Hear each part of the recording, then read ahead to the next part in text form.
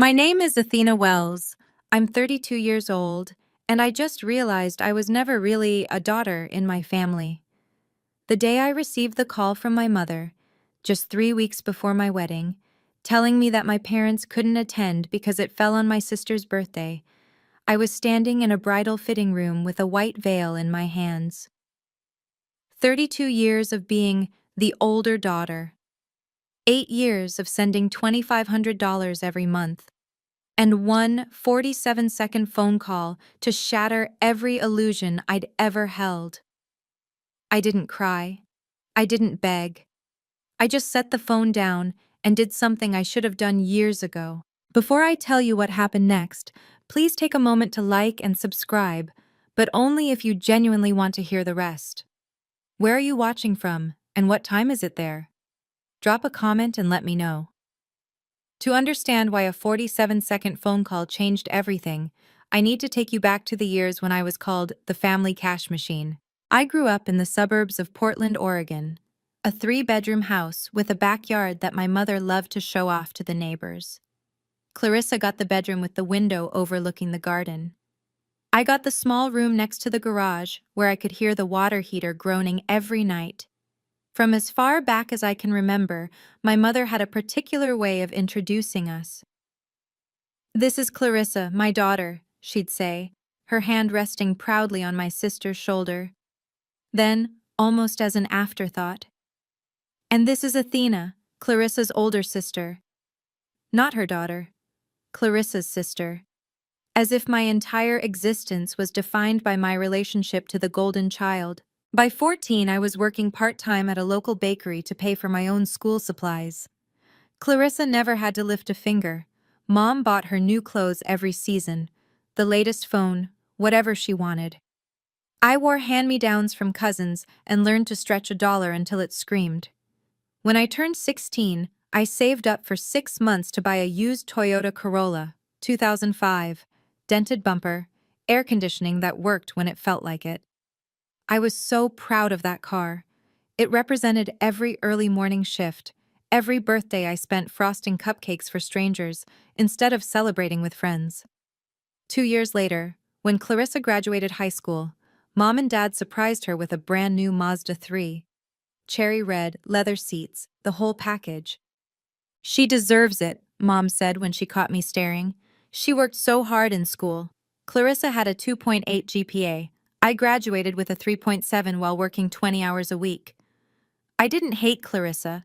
I just hated that love in my family seemed to come with a price tag, and I was always the one paying. The real bleeding started when I was 24. I just graduated from community college with a degree in restaurant management. Nothing fancy, but I'd earned it while working full-time as a line cook. I landed a job as a prep cook at a Marriott hotel, and for the first time in my life, I had a steady paycheck and a glimpse of what independence might feel like. Then Mom called. "Athena, it's an emergency." Her voice was tight, the way it always got when she wanted something. "Your father lost his job. We can't make the mortgage this month. We need $3,000. $3,000. I didn't have $3,000. But I had a credit card with a $5,000 limit that I'd been carefully protecting for emergencies. This was an emergency, right? My parents might lose their house. I maxed out my credit card and wired the money that same day. "Thank you, sweetheart," Mom said when she confirmed the transfer. "We knew we could count on you." For the next 3 months, I ate ramen for breakfast, lunch, and dinner. I picked up extra shifts until my feet ached and my hands cracked from washing dishes. I paid down that credit card balance penny by penny. Meanwhile, my parents posted photos on Facebook of their weekend dinners at Red Lobster. Clarissa uploaded selfies from a spa day. Mommy-daughter bonding! I told myself it was a one-time thing. They were in a tough spot. Family helps family. But that was the test, wasn't it? And I passed it too well, so they never stopped giving me new ones. What I didn't know then was that this first emergency was just the opening act of an 8-year performance, and I was the only one paying for tickets. 4 years later, I met Marcus Cole at a company Christmas party. I was 28 by then, working as a sous chef at a boutique restaurant downtown. I'd clawed my way up from prep cook, learned to make sauces that could make grown men weep, and still, I was sending money home every single month. The amount had stabilized at $2,500. Like clockwork, like a bill I couldn't cancel. Marcus was a software engineer. Quiet, thoughtful, the kind of man who actually listened when you talked. He wasn't flashy. He drove a Honda Civic and wore the same navy blazer to every event. But when he looked at me, he saw me. Not what I could give him, just me. 3 months into dating, he noticed something. Athena, why do you transfer so much money to your parents every month? He was helping me set up a budget spreadsheet. His love language was apparently Excel formulas. This is more than most people pay in rent. I froze. No one had ever asked me that before. Because if I don't, I'm a bad daughter, I said. The words came out before I could stop them. Marcus set down his coffee cup. He looked at me with those steady brown eyes. No judgment, just concern. What if we tracked it? He said slowly. Every dollar you've sent them since you started working, just so you know exactly where you stand. That night, we built a spreadsheet together. Dates, amounts, reasons listed in the notes column, emergency car repair, Clarissa's textbooks, medical bills, mortgage help, again. The numbers climbed higher than I expected, much higher. You're not a bad daughter, Athena, Marcus said softly, his hand covering mine. Love isn't supposed to be a loan you can never pay off. That spreadsheet would become the most important document of my life. I'd wanted to own a bakery since I was 16. It started with my grandmother, my mother's mother, though you wouldn't know it from how differently they treated me. Grandma Ruth lived in a tiny cottage with a kitchen that smelled like cinnamon and butter. She taught me to make her famous cinnamon rolls from scratch, kneading the dough until my arms burned, watching the glaze drip just right. You have a gift, Athena, she'd say, flour dusting her silver hair. These hands were made to create something sweet in a world that's often bitter. She died when I was 19. Left me nothing but her recipes and a locket I still wear every day. But the dream stayed. By 29, I'd started taking custom cake orders on weekends. Wedding cakes, birthday cakes, elaborate creations that took hours to decorate. I squirreled away every dollar I could, dreaming of a small storefront with my name on the door. When I finally told my mother about my plans, she laughed. A bakery? Athena, be realistic. Do you know how many small businesses fail in the first year? She shook her head like I'd suggested opening a casino on the moon. You have a stable job. Why would you throw that away? Clarissa chimed in from the couch, not even looking up from her phone. Are you seriously going to sell cupcakes for a living? That's so quaint. Dad said nothing. He never said anything. That Christmas, they gifted Clarissa a set of premium golf clubs for networking, Mom explained, while I got a gift card to Target. The message was clear. My dreams weren't worth investing in. I was only valuable for what I could give them. But I kept saving anyway. Some dreams are too precious to let other people kill. The first time I met Robert and Helen Cole, I didn't know families could be like that.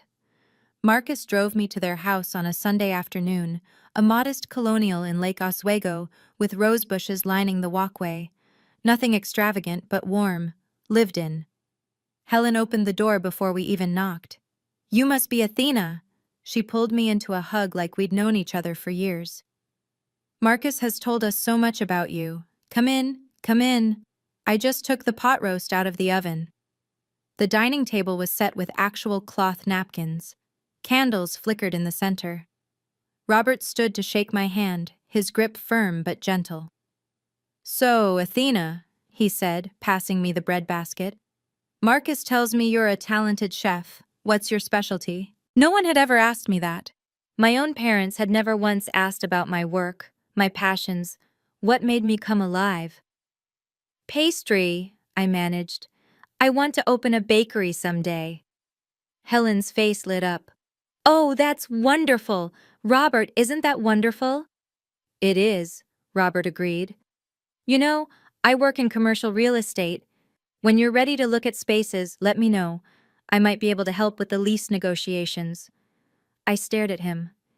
This man I'd just met, offering to help me achieve a dream my own parents had mocked. On the drive home, I cried. "What's wrong?" Marcus asked, alarmed. "Nothing's wrong," I whispered. I just, I didn't know it could feel like this." "Feel like what?" "Like being wanted, without having to pay for it."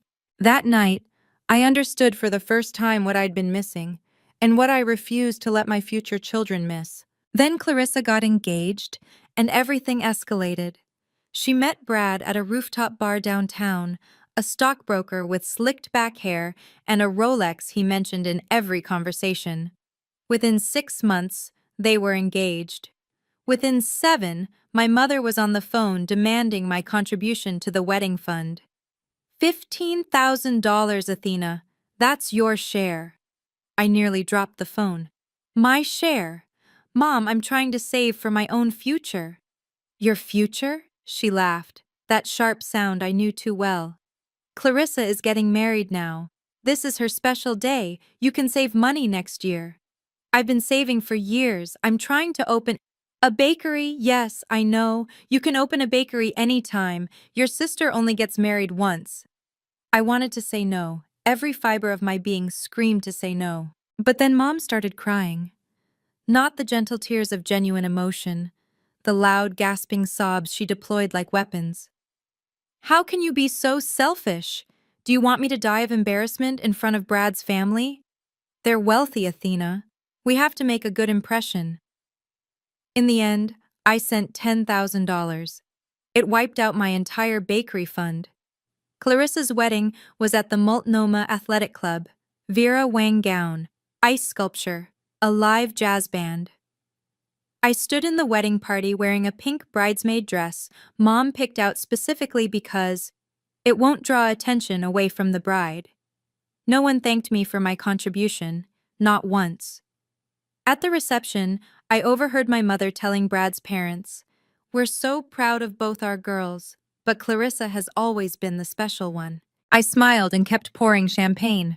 2 years later, when it was my turn to walk down the aisle, I'd learn exactly how special I was to them. Marcus proposed on a rainy evening in April, in the garden where my grandmother used to grow her herbs. The cottage had been sold years ago, but the new owners had kept the garden. Rosemary, lavender, thyme still growing wild in the beds Grandma Ruth had tended. Marcus had somehow gotten their permission to bring me there, to kneel in the damp earth with a ring box in his hand.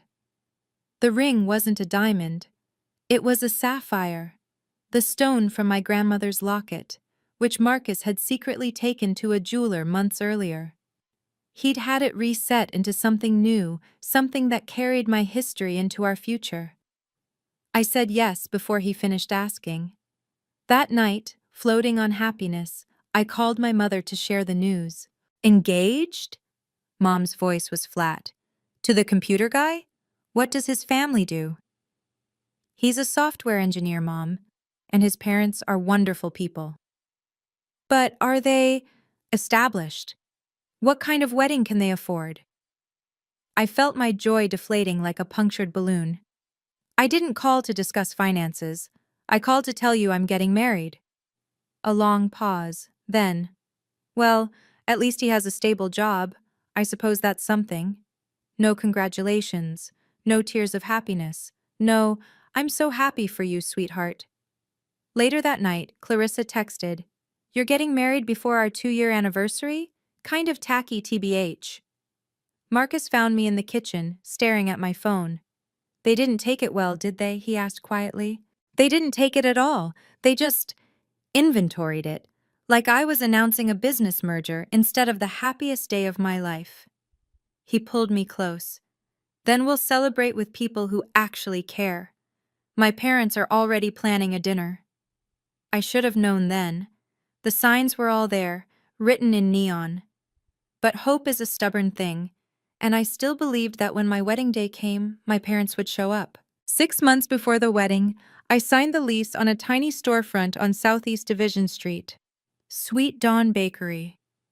The name came to me in a dream, My grandmother standing in morning light, pulling cinnamon rolls from the oven, the kitchen glowing gold. Robert Cole had found the space during one of his property searches. "The rent's manageable," he said, sliding the paperwork across his dining room table. "And the previous tenant left the ovens. You just need to bring in your own equipment."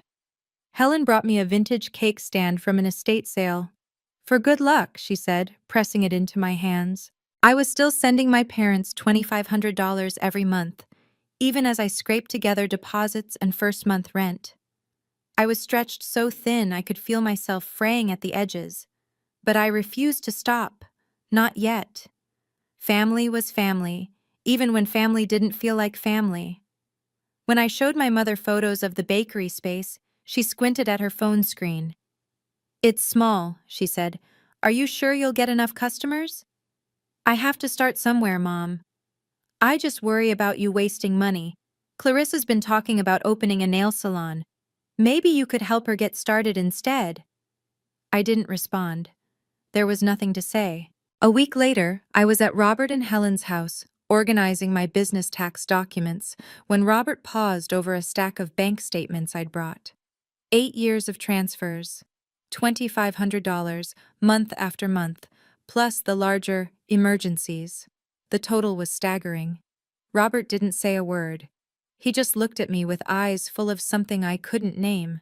Sadness, maybe, or recognition. "You've done more than your duty, Athena," he said quietly. "I want you to know that." I didn't realize until later that Robert had seen everything, and that his witnessing would matter more than I could imagine. 2 months before the wedding, I sent out save-the-date cards. I'd designed them myself, simple cream cardstock with pressed lavender from Helen's garden. June 15th, it read, "Please join us for the wedding of Athena Marie Wells and Marcus James Cole." I hand-delivered my parents' invitation, hoping that seeing me in person might spark something, some flicker of excitement, some acknowledgement that their daughter was getting married. Mom glanced at the card and frowned. "June 15th? Let me check the calendar." She pulled out her phone, scrolled through dates, and sighed. "That's close to Clarissa's birthday, you know. She turns 28 on the 17th. "I know when Clarissa's birthday is, Mom. The wedding's on the 15th. "Still." She set the invitation on the kitchen counter next to a stack of grocery coupons. "We might have plans." Clarissa wandered into the kitchen, grabbed a yogurt from the fridge, and spotted the card. "Oh, your wedding thing? Brad wants to go to Cabo that weekend. I'll try to make it, but no promises." Dad sat in the living room the entire time, watching a golf tournament. He didn't even turn around. On the drive home, I called Marcus. "They didn't commit," I said, my voice hollow. "They said they might have plans." "For your wedding?" "For my wedding." A long silence. Then Marcus said gently, "Athena, maybe it's time to accept that your family isn't capable of being what you need them to be." "They'll come," I insisted. "When the actual day arrives, they'll be there. I know they will." "And if they're not?" I didn't answer. I couldn't imagine it. My own parents choosing not to witness the most important day of my life. It seemed too cruel, too impossible. 6 weeks later, I learned that cruelty was exactly what they were capable of. The call came on a Tuesday afternoon in late May. I was standing in a bridal shop downtown, surrounded by mirrors that showed me from every angle. The dress was ivory silk with delicate beading at the neckline, simple but elegant, the kind of gown I'd dreamed about since I was a little girl watching movies where fathers walked their daughters down the aisle. My phone buzzed. "Mom." "Hi, Mom. I'm actually at my final fitting right now. Athena, I need to tell you something." Her voice was matter-of-fact, like she was reading from a grocery list. "Your father and I won't be able to make it to the wedding." The fitting room went silent. The consultant who'd been adjusting my hem looked up, concerned. "What do you mean you won't be able to make it?" "June 15th is Clarissa's birthday weekend. Brad is throwing her an early party on the 15th since it works better for their schedules. We can't miss our daughter's birthday celebration." "Mom, her birthday is the 17th, and I'm getting married on the 15th. Sweetheart, your sister only has one birthday a year. You could have picked a different date. I stared at my reflection. A woman in a wedding dress, phone pressed to her ear, world collapsing in slow motion. You're choosing Clarissa's birthday party over my wedding. Don't be dramatic. You know how important these milestones are for her. Brad's colleagues will be there. It's networking. I'm your daughter too, Mom. Of course you are, but Clarissa needs us more right now. You've always been so independent, Athena. You'll be fine. 47 seconds. That's how long the call lasted. I checked afterward. 47 seconds to dismantle 32 years of desperate hoping. I understand, I said quietly. Goodbye, Mom. I hung up. The consultant asked if I was all right. I looked at my reflection one more time, a bride with no family to witness her vows, and something inside me shifted permanently. I didn't cry in the bridal shop. I finished my fitting, paid the balance, and walked out into the sunshine like nothing had happened. Marcus was waiting at home when I arrived. How was the fitting? He asked, then saw my face. Athena, what's wrong? I told him. Every word my mother had said, every careful syllable that had carved another piece out of my heart. Marcus didn't rage or rant, he just crossed the room and held me. What do you want to do? He asked. I don't know. I pulled back, looked at him. Actually, that's not true. I do know. That night, after dinner, I sat at the kitchen table with my phone. The banking app glowed in the darkness. I navigated to the recurring transfers, $2,500, scheduled for the first of every month, payee, Gerald and Diane Wells. 8 years. $247,500. I knew the exact number because Marcus and I had tallied it months ago. More than enough for a down payment on a house, more than enough to build a life. And in return, not even their presence at my wedding. My finger hovered over the cancel button. You don't have to decide tonight, Marcus said softly from the doorway. Yes, I do. I looked at him. If I wait until morning, I'll talk myself out of it. I'll tell myself that maybe they'll change their minds, that maybe I'm overreacting. But I'm not overreacting, am I? No, he said. You're not. I pressed cancel, then confirm. The screen refreshed. The recurring transfer disappeared, replaced by empty space. I didn't send a text explaining my decision. I didn't call to argue or justify. I simply stopped giving and waited to see if anyone would notice me for anything other than my money. They would notice, but not the way I hoped. On June 15th, I married the love of my life in the backyard of Robert and Helen Cole's home. 87 guests gathered under a canopy of string lights and white roses. The weather was perfect, clear skies, gentle breeze, the kind of day that felt designed for beginnings. Marcus's colleagues sat next to my coworkers from the restaurant. Friends from high school mingled with regulars from Sweet Dawn Bakery, which had been open for 3 months by then. From my side of the family, one person. Aunt Susan, my mother's younger sister, the black sheep who'd been frozen out for refusing to lend my parents money years ago. She drove 4 hours to be there. I wouldn't have missed this for the world, she said, hugging me tight. Grandma Ruth would have been so proud of you. Helen helped me into my dress. She didn't try to replace my mother. She simply stepped into the gap with grace and warmth, adjusting my veil, dabbing at the tears that kept threatening to fall. You're not losing anything today, she whispered. You're gaining everything you deserve. Robert walked me down the aisle. He offered the day before, quietly and without pressure. Only if you want me to, he'd said. No obligation. But when I took his arm and felt the steadiness of his presence, I knew I'd made the right choice. I'd baked my own wedding cake, lemon lavender, Grandma Ruth's recipe. It wasn't traditional, but nothing about this wedding was traditional. It was built from scratch by people who actually wanted to be there. That night, Marcus and I danced under the stars, and I felt something I hadn't felt in years. Peace. The absence of my parents ached, but the presence of my chosen family filled spaces I hadn't known were empty. If you've ever been the only one not in the family photo, you know what I mean. Sometimes the people who show up are more family than blood ever was. If that resonates with you, leave a comment saying, "I understand."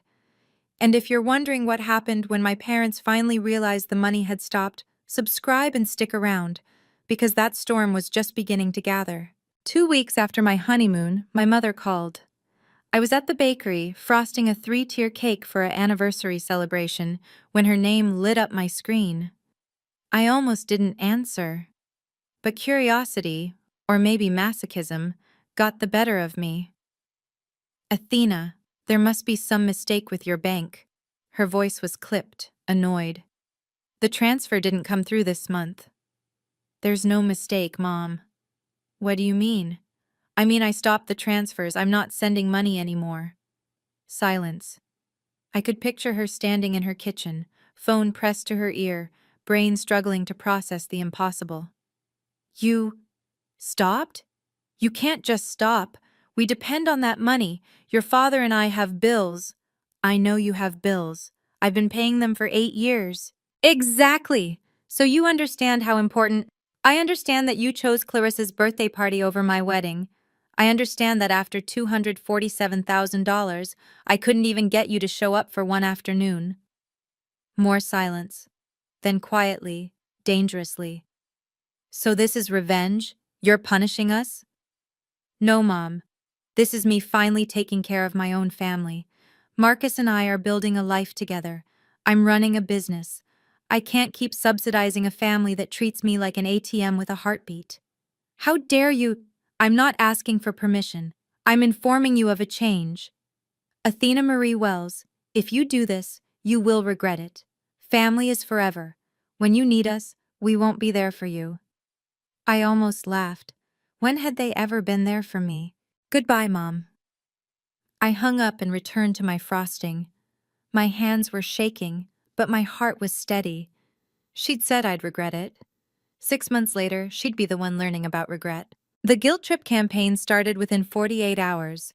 First came Dad's call, the first time he'd voluntarily dialed my number in years. "Athena, honey, your mother's been crying for 2 days straight. She can't eat, can't sleep, you're breaking her heart." "She broke mine first, Dad." That's not the same thing. We're your parents. We sacrificed so much to raise you girls." "Did you sacrifice, Dad? Or did I?" He didn't have an answer for that. Then came Clarissa's texts, rapid fire and furious. "Mom told me what you did. How could you be so cruel? They literally raised you, and this is how you repay them? You're being incredibly selfish. Some of us don't make as much money as you."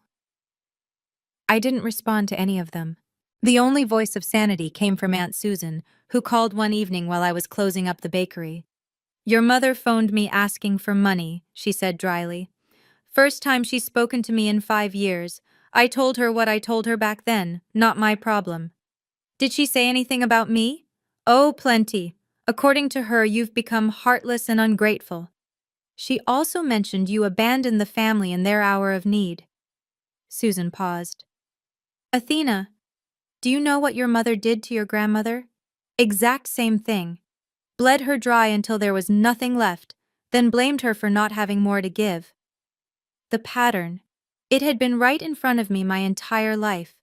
That night, lying next to Marcus in bed, I stared at the ceiling and wondered if I was doing the right thing. "Am I being cruel?" I whispered. "No," he said, "you're being free." But freedom, I was learning, came with its own weight. The doubts came in waves, usually at 3 a.m. I'd wake up in the darkness, heart pounding, the same questions cycling through my mind. Am I a bad daughter? Am I as selfish as they say? Will I regret this forever? One night, I slipped out of bed and sat on the kitchen floor, knees pulled to my chest, phone in hand. My finger hovered over my mother's contact. One call, one apology. Everything could go back to normal. But what was normal? Normal was giving until I had nothing left. Normal was being invisible except when they needed something. Normal was a one-way door that only opened when money flowed through. Marcus found me there at dawn.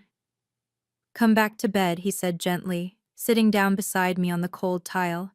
"I keep thinking I should just fix it. Send the money again. Make them happy." Would that make you happy? The question hung in the air. I didn't have to answer. That Sunday, we had dinner at Robert and Helen's. I barely touched my food, pushing pot roast around my plate while conversation flowed around me. After dinner, Helen caught my hand. "You're carrying something heavy, sweetheart. I can see it." "I'm fine, Helen." "You're allowed to not be fine." She squeezed my fingers. "And you're allowed to protect yourself from people who hurt you, even if they share your blood. Loving yourself isn't selfish, it's survival." Robert cleared his throat from the doorway. "I saw your bank statements, Athena, months ago when we were doing the bakery taxes." He met my eyes. $247,000. You gave them everything, and they didn't even come to your wedding. You didn't fail them, they failed you. For the first time in weeks, I felt the knot in my chest loosen. I wasn't a bad daughter. I was a daughter who'd finally stopped paying for love that was never for sale. 8 months passed, and life began to bloom. Sweet Dawn Bakery had found its footing. A local food blogger discovered us in March and wrote a glowing review, a hidden gem tucked away on Division Street. Orders doubled, then tripled. I hired 2 part-time employees, Mia, a culinary school graduate, and Devin, a single dad looking for flexible hours. The bakery was becoming what I'd always dreamed it could be, a place where people came not just for cinnamon rolls and lavender shortbread, but for warmth. Regulars knew each other's names. Birthday cakes were ordered months in advance. We'd started a tradition of giving free cookies to kids who came in after school, and then, in April, I peed on a stick and saw 2 pink lines, pregnant. Marcus and I stood in our tiny bathroom, staring at the test like it might change its mind. Then he lifted me off my feet and spun me around, both of us laughing and crying at the same time. "We're having a baby," he kept saying. "We're having a baby." Helen wept when we told her. Robert made terrible jokes about teaching the baby to negotiate real estate deals. For the first time in my life, I understood what it meant to be celebrated, not for what I could give, but simply for existing. My parents remained silent. After months of ignored texts and unanswered calls, they'd stopped trying to reach me. I assumed they'd found some other solution to their money problems, or that Clarissa had stepped up for once. I was wrong. "Athena," Aunt Susan said during one of our regular calls, "you should know something. Your mother's been asking around the family for loans. Apparently, Clarissa made some bad investments. Very bad." The other shoe was about to drop. I just didn't know it would fall directly into my bakery. The full story came out in pieces. According to Aunt Susan, who'd gathered intelligence from various relatives, Clarissa had convinced my parents to invest their savings in a guaranteed opportunity that Brad had discovered. Some combination of cryptocurrency and multi-level marketing that promised incredible returns. $80,000, gone in 3 months. "Brad's cousin ran the whole thing," Susan explained over the phone. "Turned out to be a Ponzi scheme. The cousin disappeared to Mexico. Brad and Clarissa are getting divorced." I sank onto the bench outside my bakery, phone pressed to my ear. "And my parents?" "They used the money you'd been sending as a safety net for years. Without it, they don't have enough to cover the mortgage.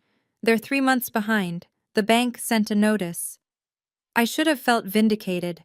I should have felt that warm rush of schadenfreude that comes when people who hurt you face consequences. Instead, I just felt tired. "They're going to lose the house," I said. "Maybe, unless they find someone to bail them out." A text notification buzzed. I glanced at the screen. Clarissa's name appeared for the first time in months. "Hey sis, can we talk? I know we haven't been close, but family is family, right? We should catch up, maybe grab coffee?" I stared at the message. After 8 months of silence, after skipping my wedding, after years of treating me like the family servant. "Family is family." I typed a reply. I'm busy with the bakery. What do you need? The response came instantly. Nothing specific. Just wanted to reconnect. BTW, Mom mentioned you're doing really well with the business. That's so great. We should celebrate. Maybe you could help us figure out some financial stuff too. There it was. The ask, dressed up in casual clothes. I didn't reply, but I started preparing for what I knew was coming. That weekend, I spread 8 years across my kitchen table. Bank statements printed and organized by year. The spreadsheet Marcus and I had built together, now complete with every transfer, every emergency, every dollar that had flowed from my account to my parents. Transaction dates highlighted in yellow, running totals in bold. $247,500. What are you doing? Marcus asked, setting 2 cups of coffee on the table. Making sure I know exactly what happened. I shuffled through the pages. If they come asking for money, when they come asking, I want the facts in front of me, not emotions. Facts. You think they'll actually show up? I know they will. They've exhausted everyone else. I'm the last option. He sat down beside me, studying the documents. And what will you say? I don't know yet. But I won't let them twist this. I won't let them make me the villain in a story where I gave everything and got nothing back. On the corner of the table sat another piece of paper, the ultrasound image from my 12-week appointment. Our baby, the size of a lime, heartbeat strong and steady. I picked it up, holding it beside the bank statements. This is what I'm protecting now, I said softly. This baby will never have to buy their grandmother's love. They'll never be compared to a cousin or told their dreams aren't worth investing in. They'll know, from day one, that they're enough exactly as they are. Marcus covered my hand with his. Whatever happens, he said, we face it together. I nodded, gathering the documents into a neat folder. The confrontation was coming. I could feel it building like a storm on the horizon. But this time I wouldn't be defenseless. This time the truth would speak for me. The 1-year anniversary celebration of Sweet Dawn Bakery fell on a Saturday in late October. I'd planned it for months. A proper grand opening, the kind I couldn't afford when I first started. We decorated the shop with autumn leaves and golden lights. The display cases overflowed with seasonal treats. Pumpkin spice cinnamon rolls, maple pecan tarts, apple cider donuts. A reporter from the Portland Monthly had confirmed she'd stop by for a feature on local women-owned businesses. By noon, the bakery was buzzing. Regulars filled the cafe tables. Robert and Helen arrived with flowers and champagne.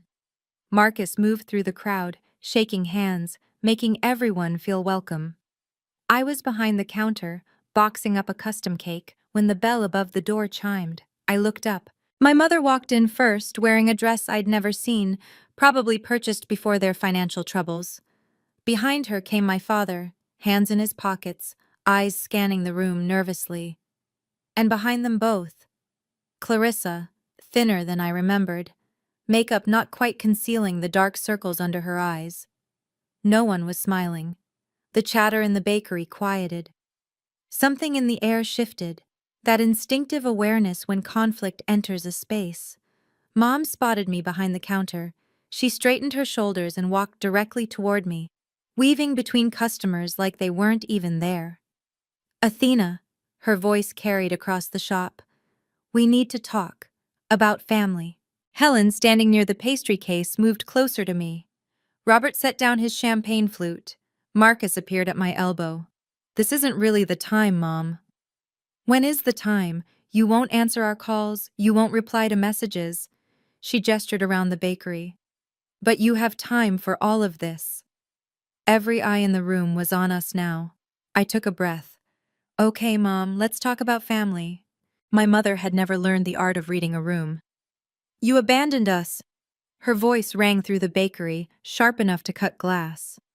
Your own parents, your own family, and you just cut us off, without warning, without any consideration for what we've done for you. I felt Marcus's hand on my back, steady, grounding. Behind Mom, I saw a regular customer, Mrs. Patterson, set down her coffee cup with a concerned frown. Mom, this really isn't... Do you have any idea what we're going through? She continued, undeterred. Your father hasn't slept in weeks. We might lose our home. And you're here, throwing parties and acting like we don't exist. Clarissa stepped forward, playing her supporting role. She's right, Athena. You have this successful business, and you can't even help your own mother? What kind of daughter does that? I noticed the Portland Monthly reporter had taken out her phone. Recording or note-taking, I couldn't tell. What kind of daughter? I repeated quietly.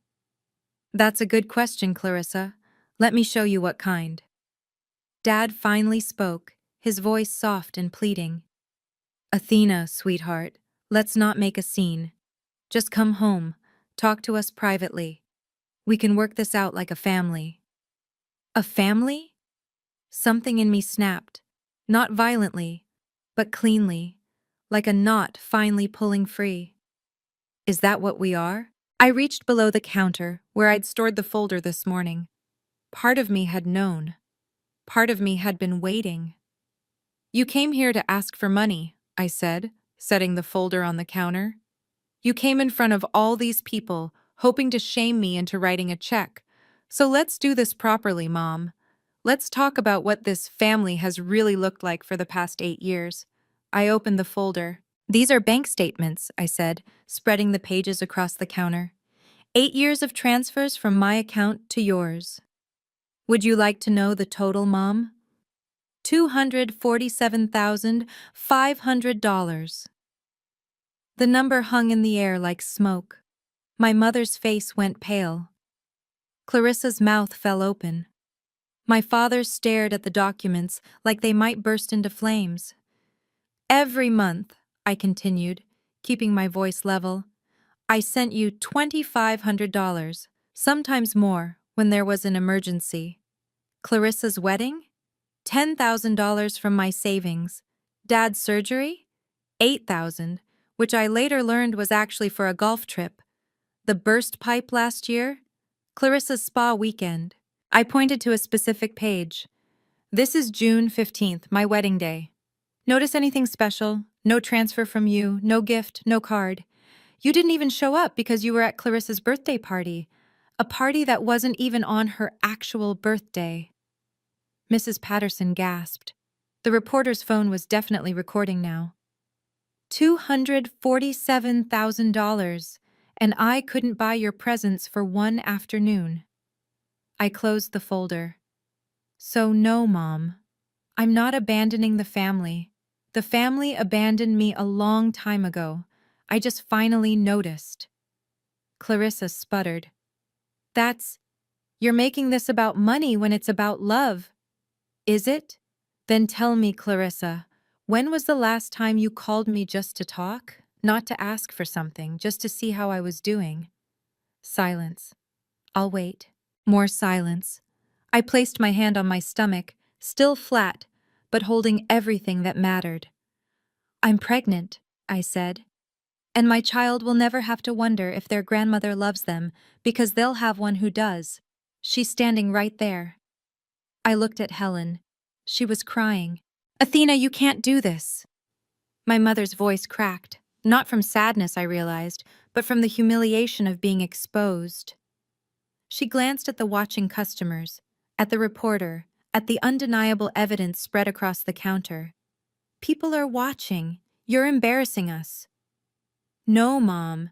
You embarrassed yourself the day you chose a birthday party over your daughter's wedding. I'm just done covering for you. I gathered the bank statements and returned them to the folder. My hands weren't shaking. My voice wasn't trembling. For the first time in my life, I felt completely, utterly solid. Here's what's going to happen, I said. You're going to leave my bakery. You're going to stop calling, stop texting, stop showing up at my business demanding money. And I'm going to continue living my life with my husband, my in-laws, and my baby. Your baby? Mom's eyes dropped to my stomach. You're having a baby and you weren't even going to tell us. Why would I? So you could ask how much it would affect my income. Clarissa's face twisted. This is insane. You're cutting us off completely? Over some old grudge? It's not a grudge, Clarissa. It's a boundary. Dad stepped forward, finally. Athena, please. I know we've made mistakes. Mistakes? I looked at him, really looked. Mistakes are forgetting a birthday. Mistakes are missing a phone call. Choosing not to attend your daughter's wedding is a choice, Dad, and so is what I'm doing now. Helen moved to stand beside me. Robert positioned himself at my other side. Marcus's hand found mine. My family. My real family. This bakery is called Sweet Dawn, I said quietly. Do you know why? Because my grandmother, the one you ignored until she had nothing left, she told me I could create something sweet in a world that's often bitter. That's what I'm doing. Without you. I nodded toward the door. Please leave. The room held its breath. If this moment resonates with you, if you've ever had to choose your peace over someone else's expectations, comment, respect. And if you want to know what happened after they walked out that door, stay with me. We're almost at the end. For a moment, nobody moved. My mother's face cycled through emotions like a slot machine. Shock, then anger, then something that might have been shame if she were capable of feeling it. Clarissa had tears streaming down her cheeks, though whether from genuine hurt or wounded pride, I couldn't tell. And then a voice cut through the silence. Excuse me. Mrs. Patterson, 63 years old, retired schoolteacher, regular customer since day one, rose from her table. I've been coming to this bakery every Saturday for a year, she said, addressing my mother directly. Athena remembers my husband's name, asks about his treatments, saves his favorite muffin even when it sells out. Last month, when I couldn't afford a birthday cake for my grandson, she made one anyway and wouldn't let me pay. She pointed at the folder of bank statements. That woman gave you $250,000 and you couldn't show up to her wedding? Mrs. Patterson's voice shook with indignation. You should be ashamed. A murmur rippled through the bakery, heads nodding. Someone in the back muttered, Unbelievable. My mother's composure crumbled. She grabbed my father's arm, dragging him toward the door. Let's go, Gerald. We don't need to be humiliated by strangers. You humiliated yourselves, Mrs. Patterson called after them. All she did was show the receipts. Clarissa hesitated, looking at me with something approaching confusion, like she genuinely didn't understand how we'd arrived at this moment, like she'd never considered that actions had consequences. Clarissa, I said quietly. Goodbye. She turned and followed our parents out the door. The bell chimed, the door swung shut. And just like that, 32 years of trying to earn my family's love came to an end. Helen wrapped her arms around me. Marcus kissed my temple. Mrs. Patterson returned to her coffee with a satisfied nod. The celebration continued. The rest of the afternoon passed in a strange, peaceful blur. The Portland Monthly reporter approached me after my family left, notepad in hand. I came to write about women entrepreneurs, she said carefully. But that was something else. Do you want me to leave it out? I considered the question. Part of me wanted to hide, to keep the ugliness private. But another part, the part that had spent 32 years being invisible, was tired of staying small. Write what you saw, I said. But this story isn't about revenge, it's about building something worth protecting. She nodded, scribbled something down, and ordered a box of cinnamon rolls. By evening, the crowd had thinned. Marcus swept the floors while I wiped down tables. Robert and Helen insisted on washing dishes despite my protests. Let us help, Helen said firmly. That's what family does. I paused, rag in hand, watching them work together in my kitchen. Robert told terrible jokes. Helen pretended to be annoyed. Marcus laughed at both of them. This was my family now.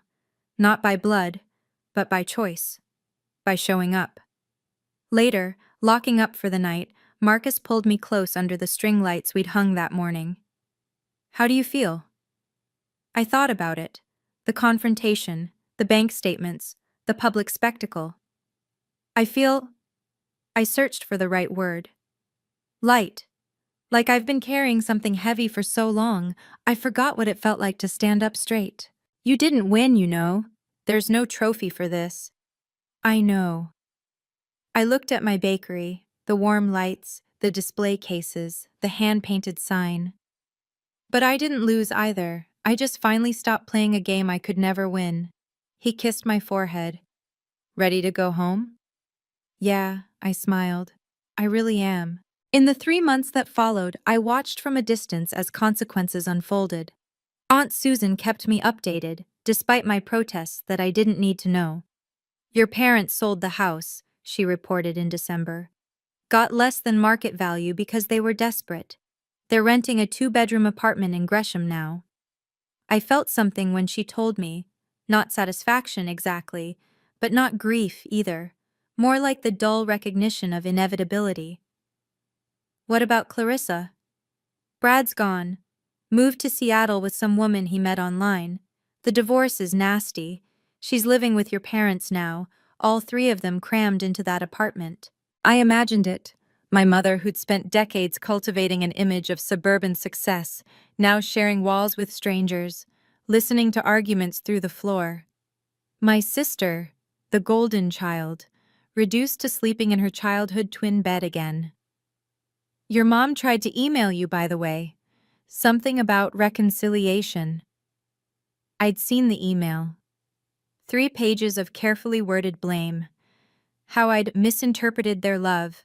How every family has struggles. How holding grudges only hurts yourself. No apology. No acknowledgement of what they'd done. Just reframing the narrative to make me the villain again. I forwarded the email to a lawyer Marcus recommended, not to sue, just to document, in case they ever tried anything more aggressive. What should I tell her? Aunt Susan asked. If she asks about you?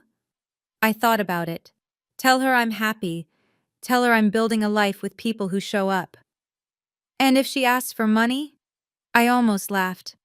Tell her the ATM is permanently closed. That Christmas, Marcus and I hosted dinner for 10. The Coles, Aunt Susan, co-workers from the bakery, friends who'd become family.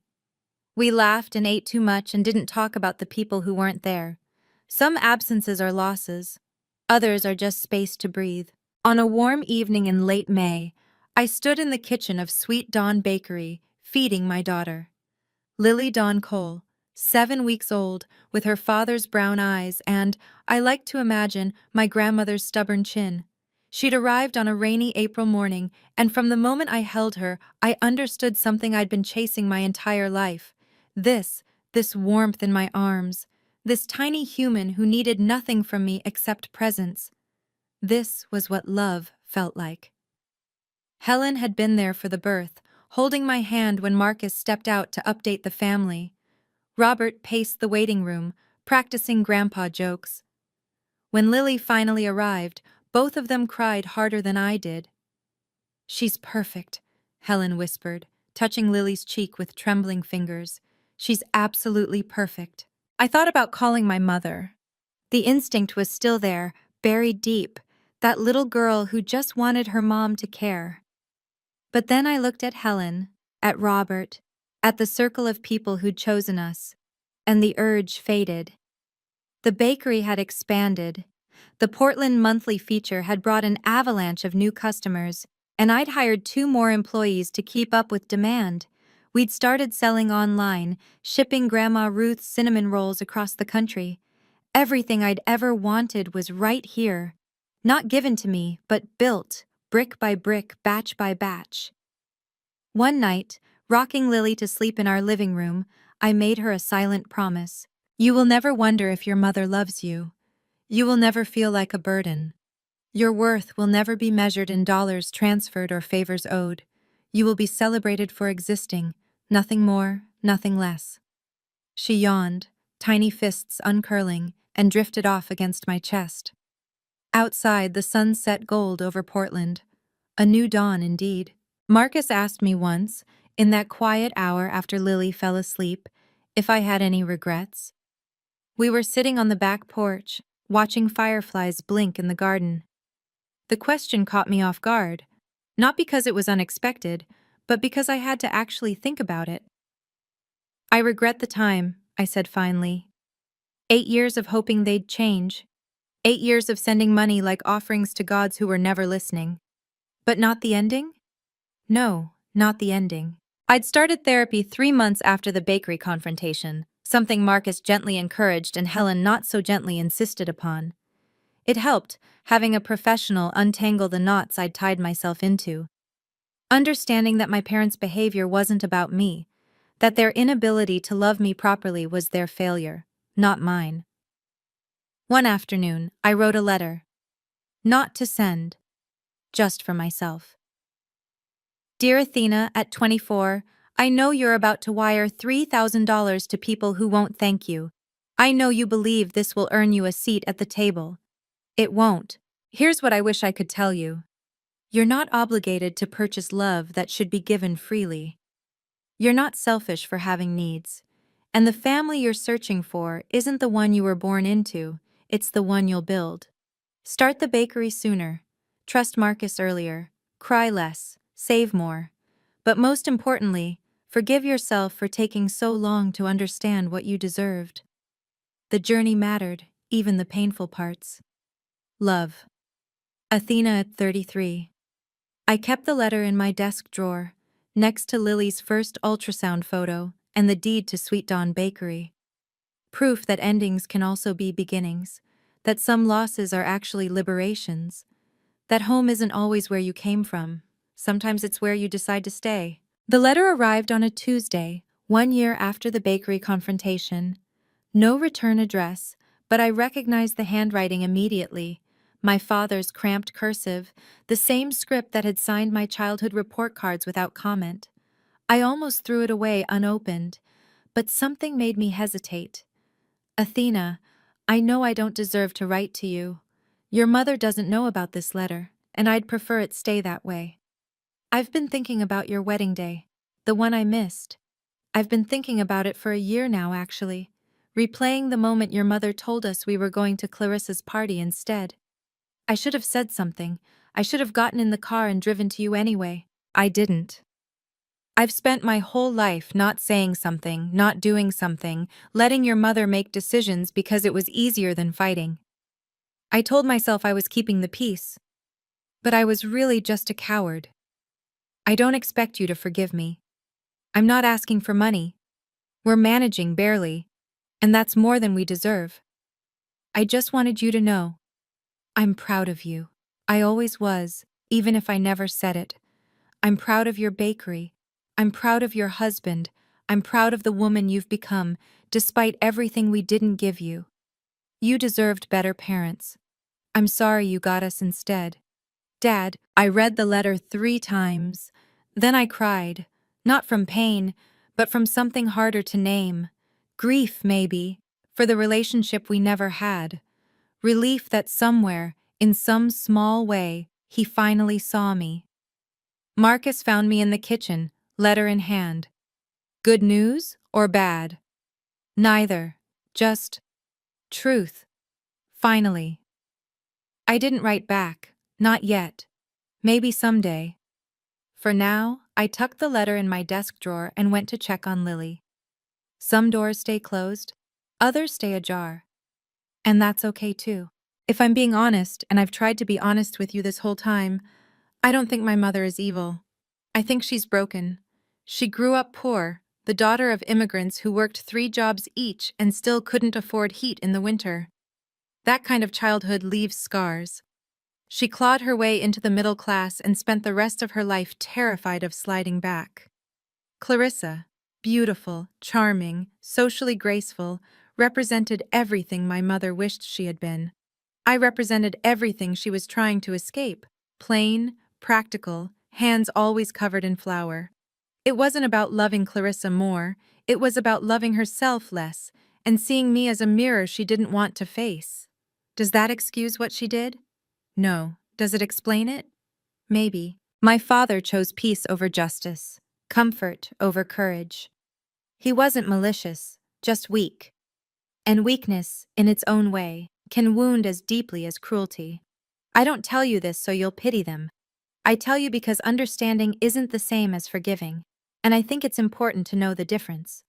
So here's what I've learned.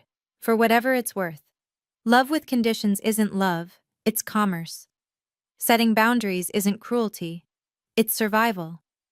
And the family you build can be just as real as the family you're born into, sometimes realer. If you're someone's ATM, if you're always giving and never receiving, if you're standing in a wedding dress wondering why your parents aren't there, hear me. You're not broken, you're not selfish, you're just finally seeing clearly. Thank you for staying with me through this story. If it touched something in you, leave a heart in the comments, or share your own experience if you're ready. Subscribe if you want to hear more stories like this one, and check the description for another video I think you'll appreciate. Remember, dawn comes after darkness, every single time.